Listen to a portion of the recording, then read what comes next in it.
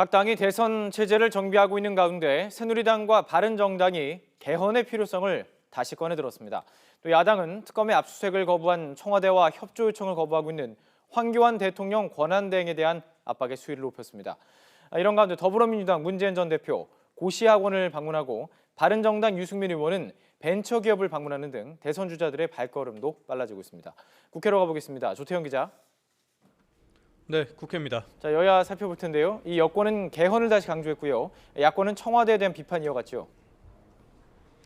네, 말씀하신 대로 새누리당 정우택 원내대표는 안희정 충남도지사가 꺼내든 이른바 대연정 카드에 대해서 본말이 전도된 정치 공학적인 접근이라고 비판했습니다. 이념과 철학이 다른 정당이 연정에 나서는 건 부적절하다는 건데요. 대연정과 같은 협치와 분권이 이루어지기 위해서는 대선 전에 개헌이 반드시 이루어져야 한다고 목소리를 높였습니다. 바른정당의 정병국 대표 역시 박근혜 대통령 탄핵이 이루어진 근본적인 원인은 잘못된 제왕적 대통령제라면서 근본적인 치유는 87년 체제를 바꿔야만 이루어질 수 있다고 지적했습니다. 이어서 현실적으로 대선 전의 개헌이 어렵다면 내년 6월 지방선거 때 헌법을 개정한다는 내용을 담아서 헌법 부칙을 개정하자고 제안했습니다. 반면 야당은 박근혜 대통령과 또 황교안 대통령 권한대행에 대한 공세를 이어갔습니다. 더불어민주당 추미애 대표는 박 대통령이 탄핵 사유를 부인하는 입장문을 헌법재판소에 낸 것과 관련해 자신만 살고 보자는 식의 후한무치한 태도라고 지적했습니다. 황교안 대행에 대해서도 박 대통령의 호위무사를 자처하느라 법과 원칙을 저버리고 있다며 청와대에 대한 특검의 압수수색을 승인하라고 압박했습니다. 국민의당 박지원 대표 역시 기치료와 주사 아줌마, 독일의 말장수조차도 청와대를 마음대로 드나들었는데 법원에 영장을 발부받은 특검만 들어가지 못하고 있다며 청와대는 즉각 압수수색에 응해야 한다고 강조했습니다. 황교안 대행에 대해서도 압수수색에 대한 입장을 신속하게 또 그리고 당당하게 밝히고 협조해야 한다고 지적했습니다. 각 당 대선 주자들 오늘도 일정을 이어갔는데요. 정리해 주시죠.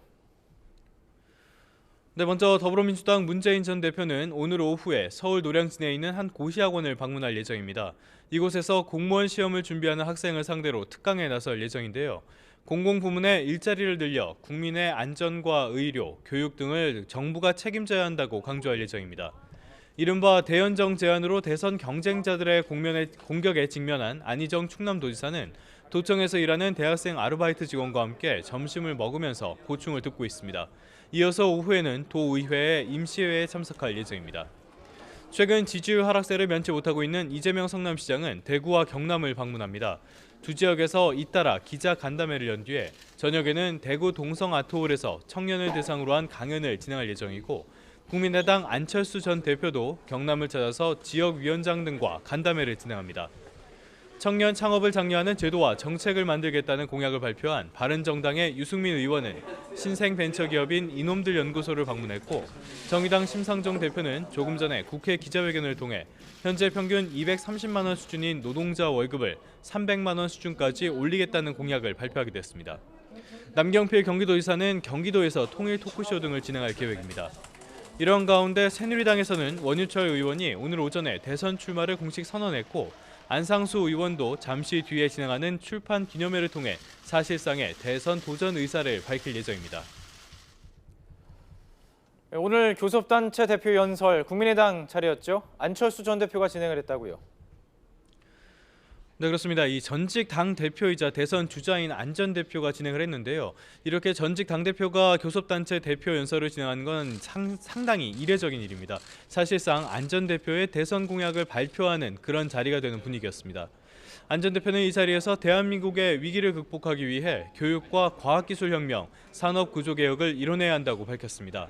이어 우리나라는 지금 수출과 내수, 일자리, 인구, 외교 절벽이라는 5대 절벽 앞에 서 있고 4차 산업혁명이라는 변화까지 헤쳐나가야 한다고 강조했는데요. 그러면서 현행 초등 6년, 중등 3년, 고등 3년 학제를 유치원 2년, 초등 5년, 중등 5년, 진로 탐색 또는 직업학교 2년으로 혁신하는 교육혁명이 절실하다고 주장했습니다.